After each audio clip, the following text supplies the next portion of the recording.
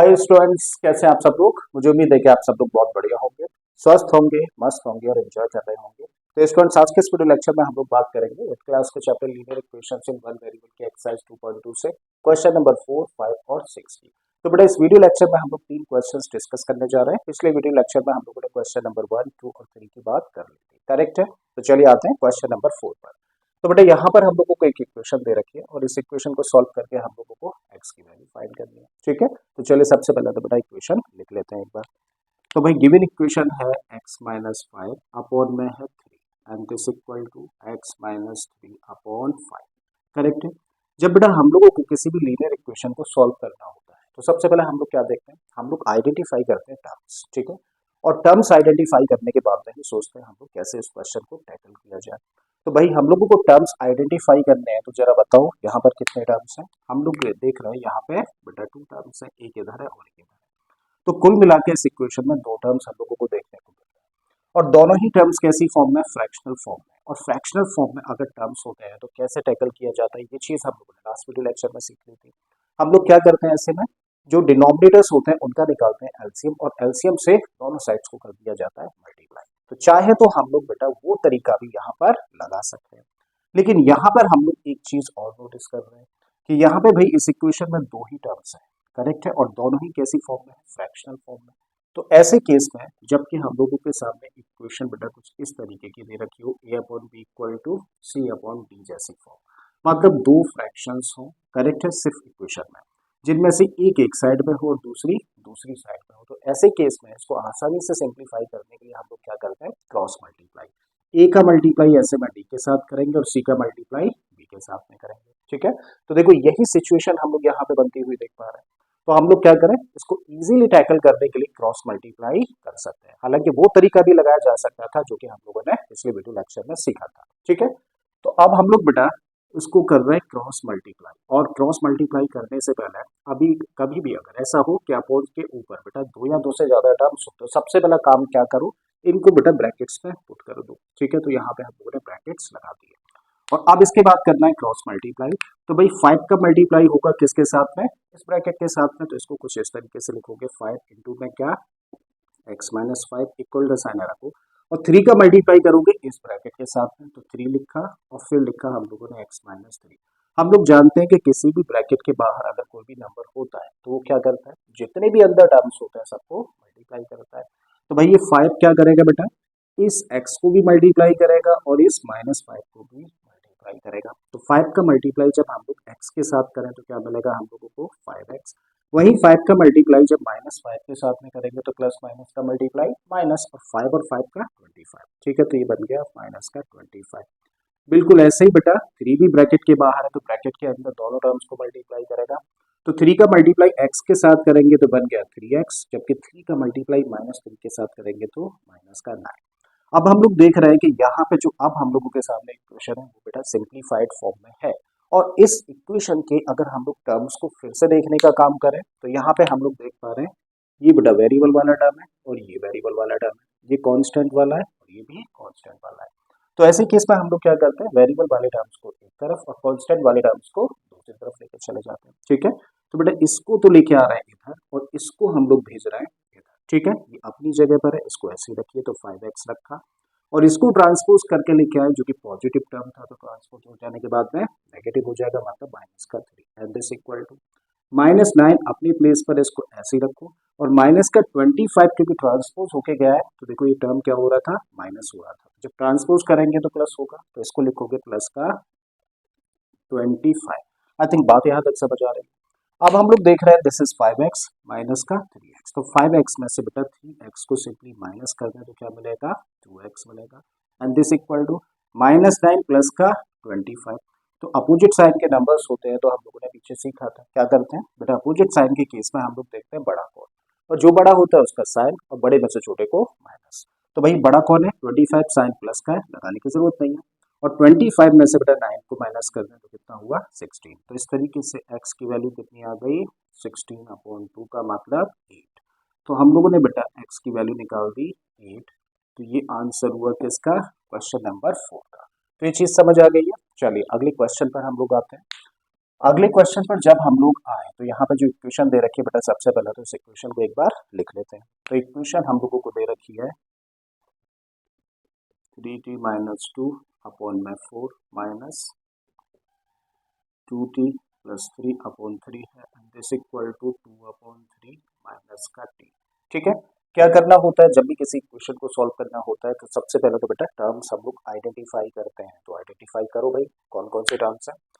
तो बेटा जब टर्म्स देखें तो एक टर्म ये है, एक टर्म ये है, एक ये है और एक ये।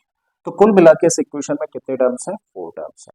अब इन 4 टर्म्स में देखें तो बेटा 3 टर्म्स कैसे हैं? फ्रैक्शनल फॉर्म में है। और जब 3 टर्म्स फ्रैक्शनल फॉर्म में है तो हम लोग क्या करेंगे, जितने भी डिनोमिनेटर्स हैं सबका निकालेंगे एलसीएम, और एलसीएम से इस इक्वेशन की दोनों साइड्स को कर देंगे मल्टीप्लाई। ठीक है, तो यहाँ पे डिनोमिनेटर क्या है? 4, 3 और 3।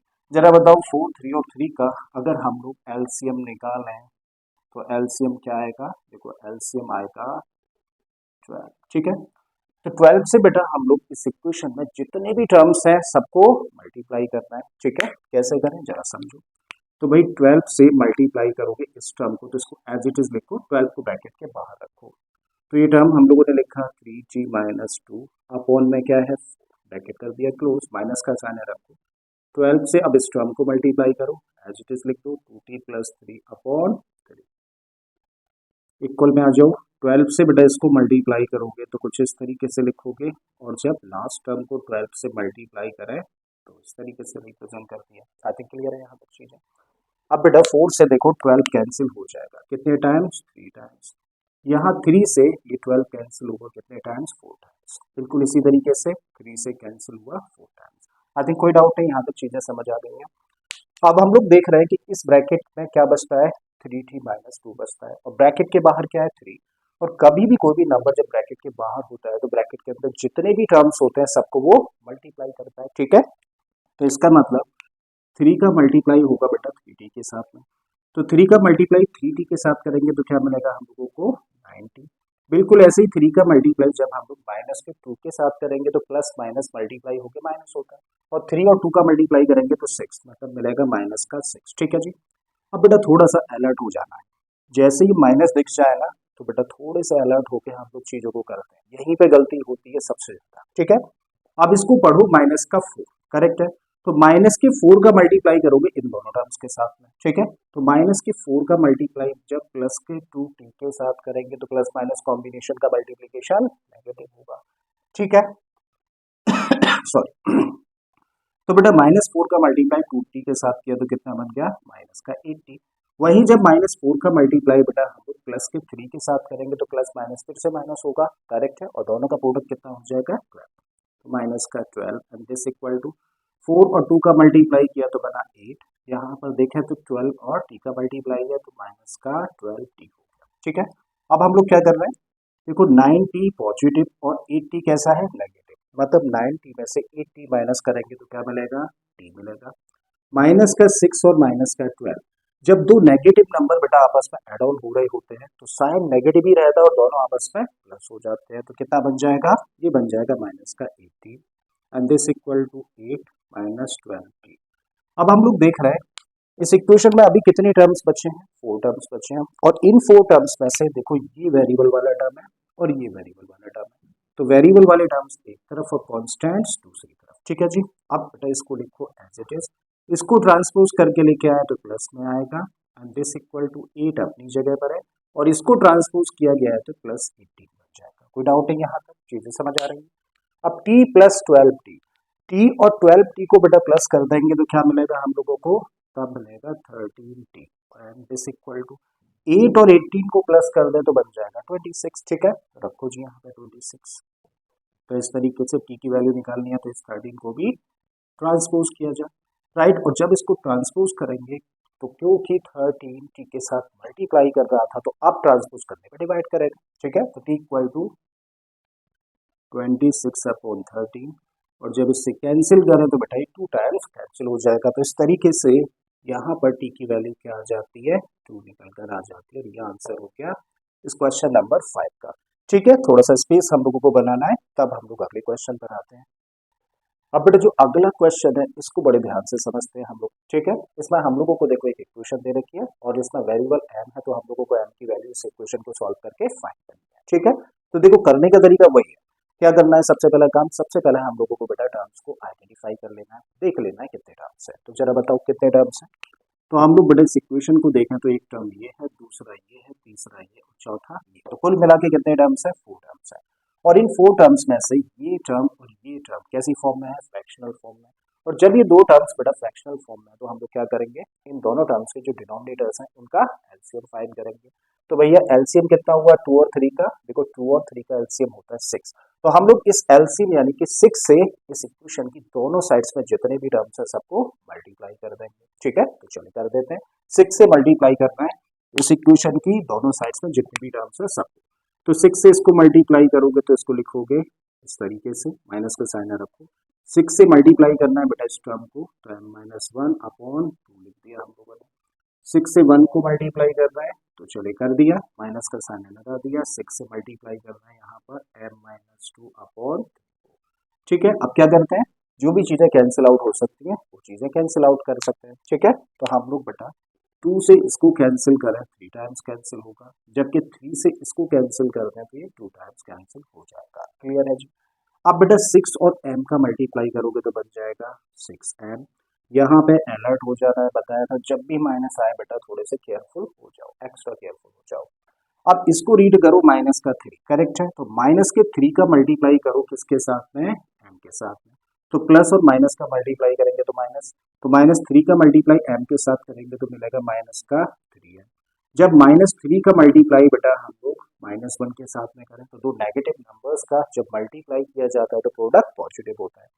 तो बेटा क्या होगा, प्लस में रहेगा आंसर, और 3 और 1 का मल्टीप्लाई कर देंगे तो 3। आई थिंक कोई डाउट है यहाँ तक। अब देखो 6 और 1 का मल्टीप्लाई हुआ 6, और इसको रीड करोगे फिर से देखो माइनस आ गया, ठीक है। तो एक्स्ट्रा केयरफुल। अब -2 का मल्टीप्लाई किया जाना है किसके साथ में, m के साथ में। तो माइनस प्लस क्या होगा माइनस, 2 और m का मल्टीप्लाई करते हैं तो 2m, कोई दिक्कत नहीं।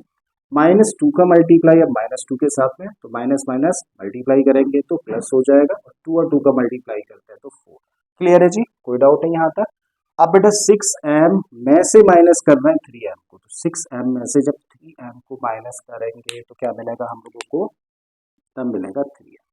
प्लस का 3 है एज इट इज रखिए, दिस इक्वल टू, यहाँ पर बेटा 6 है और ये प्लस का 4 है, तो 6 और 4 मिलकर कितने बन गए 10, और माइनस का 2 है। ये टर्म और ये टर्म, ये दो टर्म्स कैसे हैं, वेरिएबल वाले टर्म्स हैं। और जब हम लोग इन दो टर्म्स को देखें तो ये कांस्टेंट वाले हैं, तो वेरिएबल्स एक तरफ करने हैं और कांस्टेंट्स दूसरी तरफ। तो इसको तो लेके आओ बेटा इधर और इसको लेके जाओ इधर, ये अपनी जगह पर है तो इसको एज इट इज लिखो, क्या है 3m। और इसको हम लोग ट्रांसपोज करके लेके आ रहे हैं तो नेगेटिव टर्म है, ट्रांसपोज करेंगे तो पॉजिटिव, तो ये बन गया प्लस का 2m and this equal to, ये अपनी जगह पर है इसको ऐसे ही रखो 10, और इसको ट्रांसपोज करके लेके आ रहा है, ठीक है। तो क्योंकि पॉजिटिव था तो ट्रांसपोज करेंगे तो नेगेटिव हो जाना है, तो माइनस का 3, ठीक है जी। अब बेटा दोनों को कर दो प्लस, तो कितना हो गया 3m और 2m बन गया कितना 5m, और इन दोनों को कर दें सिंप्लीफाई तो 10 में से 3 गया तो कितना 7। m चाहिए तो 5 को भी भगाओ, तो m इक्वल टू कितना हो गया 7 अपॉन 5, ठीक है जी। ये हो गया बेटा आंसर इस पार्ट का, यानी कि क्वेश्चन नंबर 6 का, ठीक है। तो मुझे उम्मीद है स्टूडेंट्स कि तीनों ही क्वेश्चंस आपको बहुत ही बेहतर तरीके से समझ आए होंगे। अगर ऐसा है तो प्लीज वीडियो को लाइक कर दें, चैनल को सब्सक्राइब कर लें अगर आपने अभी तक इसको सब्सक्राइब नहीं किया, और अगर हो सके तो इस वीडियो लेक्चर को अपने दोस्तों के साथ में शेयर भी कर दें, क्योंकि अभी जिस स्टेज पर है सचमुच में आपके प्यार की बहुत जरूरत है, ठीक है। चलिए मैं फिर से आता हूँ एक और इसी तरीके के वीडियो के साथ में। Till then keep learning and thank you for watching this video.